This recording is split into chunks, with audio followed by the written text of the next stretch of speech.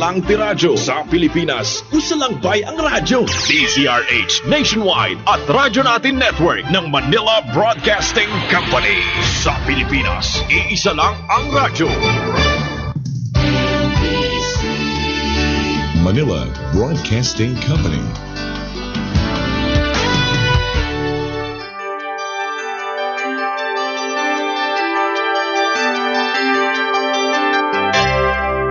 Dibisyon ng Biliran Alternative Learning System kasama ang buong kagawaran ng edukasyon at kaagapay ang pamahalaan ng probinsya ng Biliran ay buong pusong inihahandog ang programang pangradyo na pinamagatang ALS RADYO ESKWELA. Ito ay inyong mapapakinggan tuwing Lunes at Biyernes sa ganap na alas 11 hanggang alas 11:30 ng umaga dito lamang sa 103.9 Radyo Natin FM.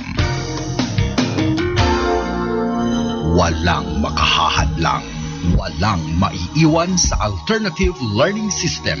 Tiyak na may pag-asa, sama-samang lilipad para maabot ang pangarap sa hamong kinakaharap. Patuloy na aangat, edukasyon para sa lahat. Sulong edukalidad. Ito ang DepEd ALS RADYO ESKWELA ng Dibisyon ng Biliran.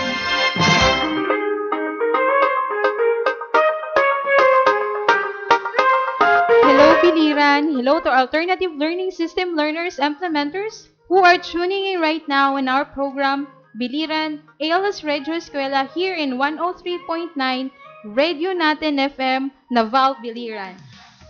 I am Ma'am Neri Sorsalejo, one of your radio teachers for today. We also have here Sir Ronald Minyosa from Cabocgayan District 1 to join us in this episode. Good morning, Sir Ronald. A pleasant morning, Ma'am Neri, and to our dear ALS learners who are excited to learn today. How are you? Hope you are in comfortable place to listen right now. And by the way, Ma'am Neri, I would love to inform everyone that we are also live on Facebook. Just visit the homepage of 103.9 Radyo Natin FM to watch us live. Yes, you heard it right. We also live in Facebook. If you have friends who are also attending ALS sessions but cannot access this station through radio, you may tell them to visit the homepage of 103.9 Radio Natin FM, Naval, Biliran. So, what are you waiting for? Tune in using your Facebook account. Yes, that's right, Ma'am Neri. So tune in now so we learn a lot our discussion for today. But before we go further, let us hear first the question in our Tanong Ko, Sagot Mo. And reminder to all our listeners, the first person who can text or comment the correct answer will be given 50 pesos worth of load.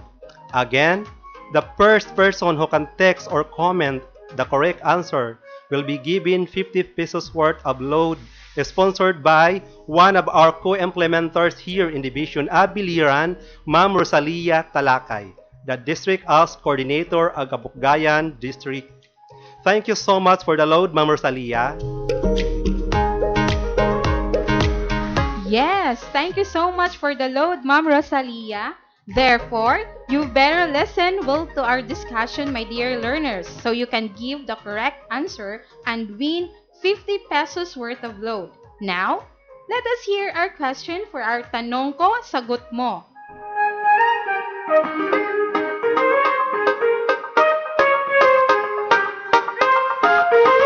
Yes, that's right, Ma'am Neri.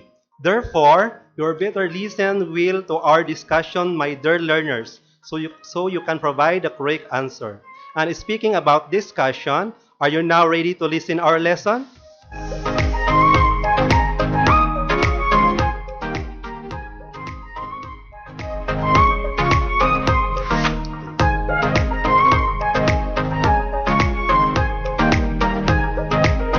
What should we consider in identifying possible career option? Give 1. Again, our question for today is, what should we consider in identifying possible career option? Give 1.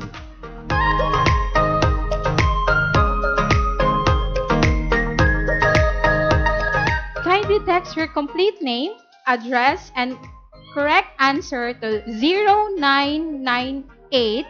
0998-2166976. Again, send your complete name, address, and correct answer to 0998-2166976. You may type or comment your complete name, address, and correct answer on our comment box. Again, to all of our Facebook Live viewers, you may type your complete name, address, and correct answer on our comment box so you may also win 50 pesos worth of load. Yes, that is right, Ma'am Neri. Therefore, you better listen well to our discussion, my dear learners, so you can provide the correct answer. And speaking about discussion, are you now listen to our lesson?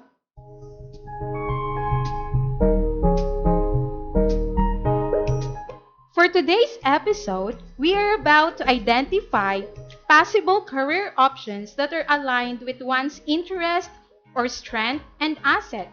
Did you get it? Okay, let me say it again. For today's episode, we are about to identify possible career options aligned with one's interest or strength and asset. Alright, learners, have you tried looking for a job? What are your preparations? Before you start looking for a job, you need to find out what job will be right for you. To do this, you have to analyze your skills and interests. Again, you have to consider your skills and interests. Correct! By the way, have you encountered the word career? What do we mean by the word career? A career is a job or profession. Your career is a part of your life that you spend working, with a mixture of interest and strength. On the other hand, interest is what you like to do at work. You can choose a career based on your interest. Again, career is a job or profession, while interest is what you like at work.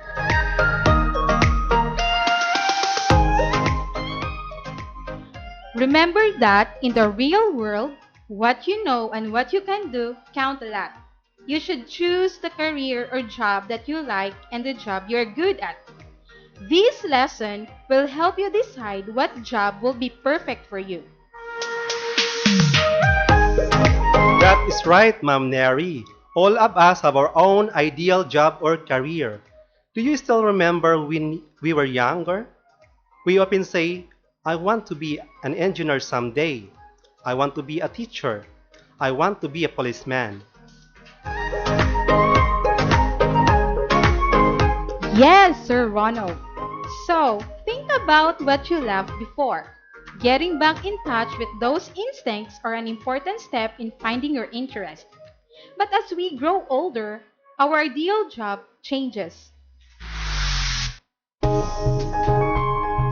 Correct, because as we grow older, our interest changes and our skills are enhanced. Therefore, we look for a job that suits our interest and skills. Now, analyze these questions and try to answer them mentally. What are the things I want to do? What are my skills? What kind of career would fit me? Since we have our own reasons, we should think about what career to pursue that are aligned with our interests and skills.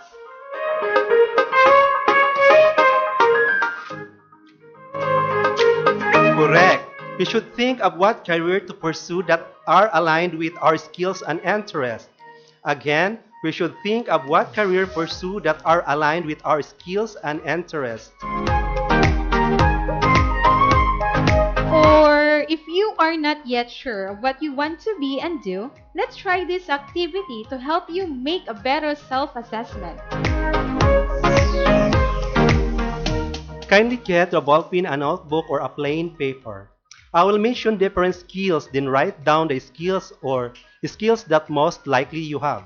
Again, With the different skills that I will be reading, write down the skills or skills that most likely you have. This activity will help you identify what career fits you. Are you now ready? So, let us start with our activity. Number 1. Drawing and doodling, photography, designing, sculpting, painting and coloring. Again, for number 1, drawing, doodling, photography, designing, sculpting, painting and coloring. Number 2, playing musical instrument, singing, dancing, composing a song. Let me repeat that again. Playing musical instrument, singing, dancing, composing a song. And number 3, repairing or fixing minor motorcycle problems or appliances. Again, for number 3, repairing or fixing minor motorcycle problems or appliances. Number 4, like meeting people, communicate clearly, patience, have knowledge of a product. Again, for number 4, like meeting people, communicate clearly, patience, have knowledge of a product. Then for number 5, writing poems or stories, solving crossword puzzles, telling jokes, puzzles, riddles. Again, for number 5, writing poems or stories, solving crossword puzzles, telling jokes, puzzles, riddles. Did you follow? Let me repeat it. Number 1, drawing and doodling, photography, designing, sculpting, painting, and coloring. Number 2, playing musical instrument, singing, dancing, composing a song. Number 3, repairing or fixing minor motorcycles problem or appliances. Number 4, like meeting people, communicate clearly, patience, have knowledge of a product. Number 5, writing poems or stories, solving crossword puzzles, telling jokes, puzzles, riddles. Did you write the skills you likely have? Okay, so now let us identify what career fits you based on your choice. If you choose number 1, you have the skills in drawing and doodling. You are good at taking pictures, designing, sculpting, painting, and coloring.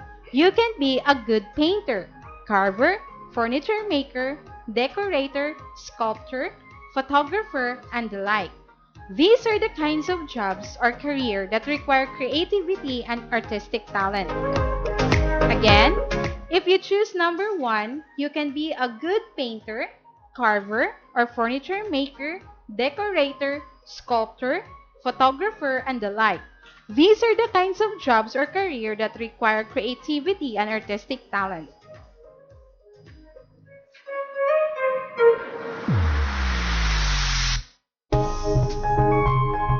That's right, Ma'am Neri.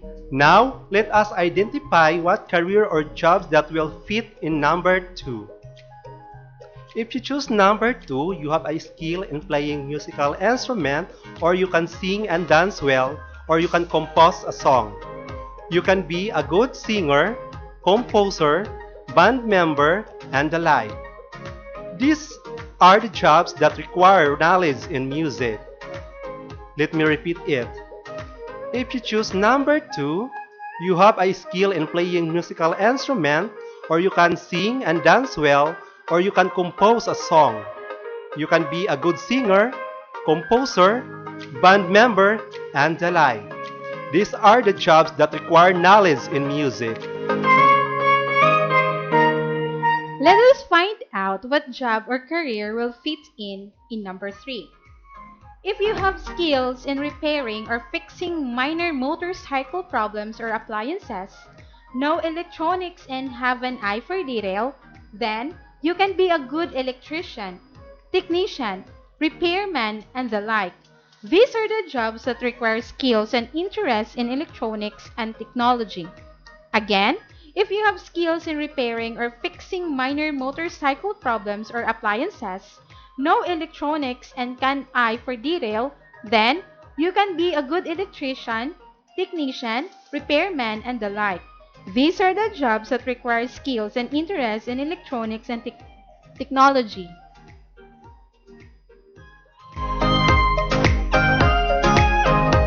Next, let us find out what job or career is suited for number 4. If you have skills in meeting different kinds of people, communicate clearly, patience, have knowledge about certain products, then you may be good in public relations. You can be a customer service attendant, salesperson, house helper. These are the jobs that requires interaction with different people. The career that will fit in number 4 are customer service attendant, salesperson, house helper. Again, these are the jobs that requires interaction with different people. And now, for the last number, let us identify what career will be right for you if you choose number 5. If you have skills in writing poems or stories, solving crossword puzzles, telling jokes, puzzles and riddles. Again, if you have skills in writing poems or stories, solving crossword puzzles, telling jokes and riddles, you can be a short story writer, translator, and the like. These are the jobs that require writing and language skills.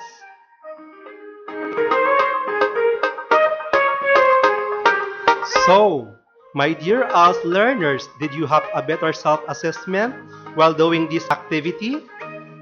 If it is a yes, then it's good for you. You can now identify what career you will pursue or look for in a job hunting. And now, let us try to analyze the following situation to help us more in understanding what career we should have based on our skills and interests. I will read the first situation. You have a neighbor who is good at cooking. At the age of 12, she can already cook different kinds of Filipino cuisine, and she wishes to take up a course in culinary. But her family can't afford to send her in a culinary school.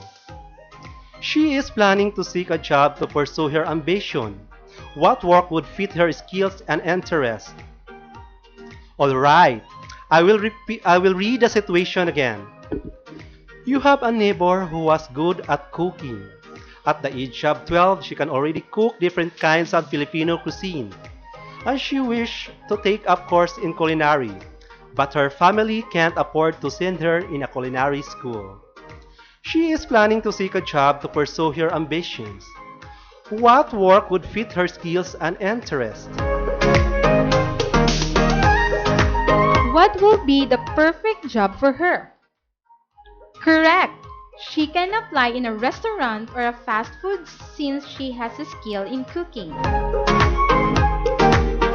That's right! So, let's have another scenario. Chris is a graduate of 4-year course in fishery. He is a fresh graduate that government agencies will he apply. If he wishes to seek a job related to his course, let me read it again. Chris is a graduate of a 4-year course in fishery. He is fresh graduate. What government agency will be apply if he wishes to seek a job related to his course?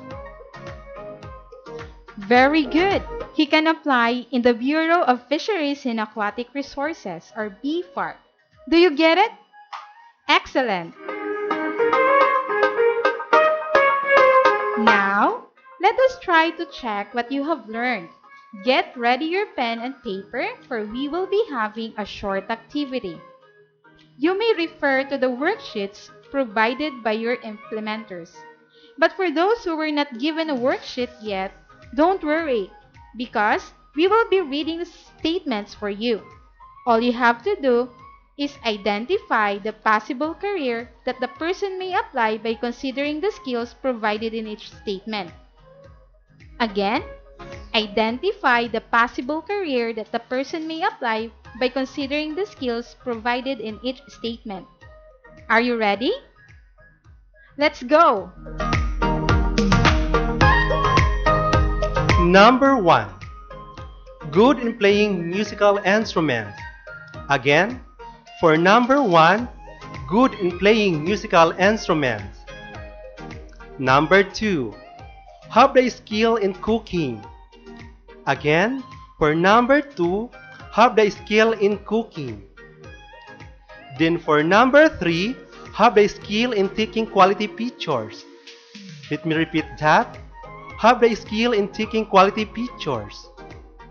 And for number 4, have the skill in interacting and communicating to other people. Again, for number 4, have the skill in interacting and communicating to other people. And for the last number, has the skill in writing poems.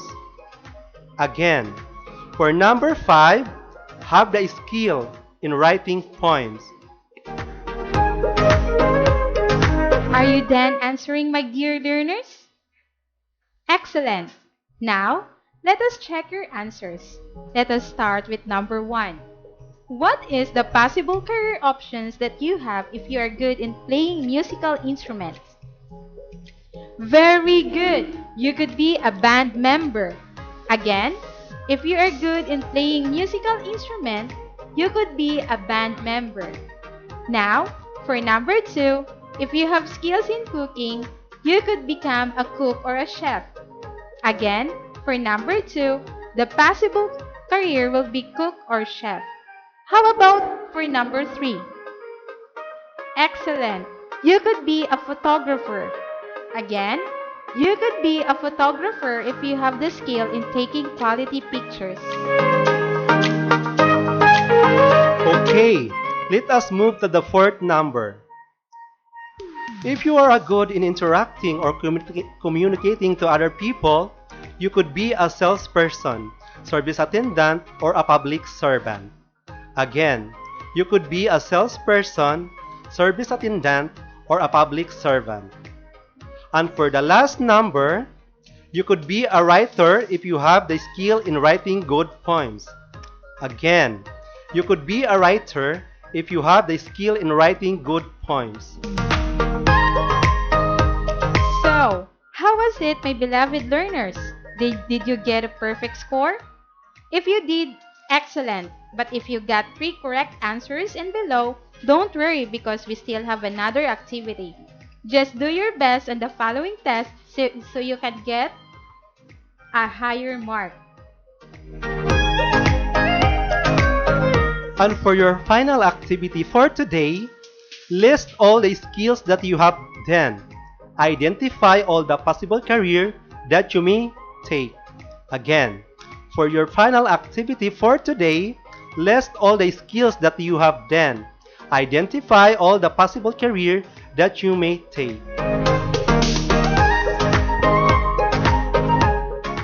Do you understand?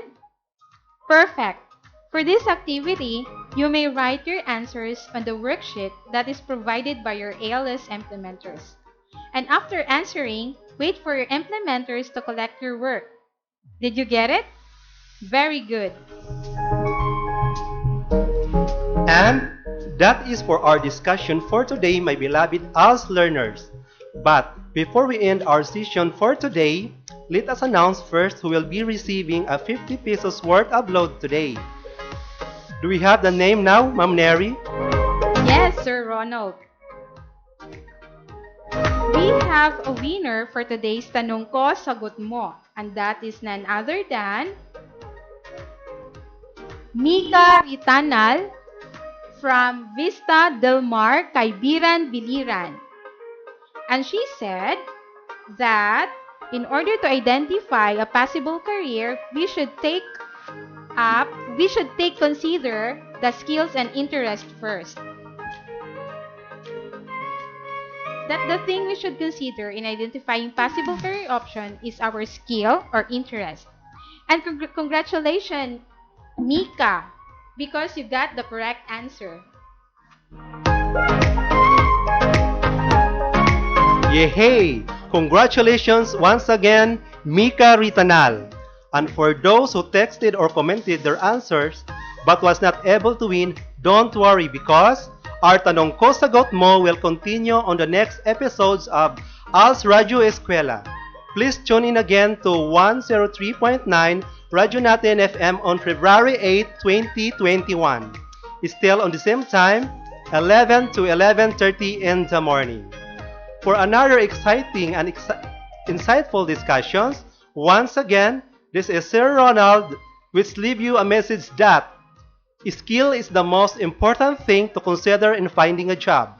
But don't forget also to consider your interest as it will determine how long you will stay in a job. Stay safe, God bless, and once again, good morning, Biliran. And also, this is Mom Neri, which reminds you that if any questions or clarifications, feel free to text or call or chat your ALS implementers for more information. That is all for today.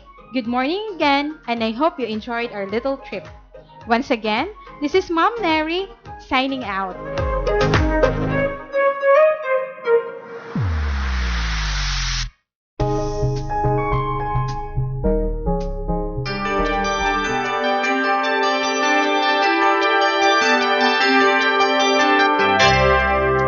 Dibisyon ng Biliran Alternative Learning System kasama ang buong kagawaran ng edukasyon at kaagapay ang pamahalaan ng probinsya ng Biliran ay buong pusong inihahandog ang programang pangradyo na pinamagatang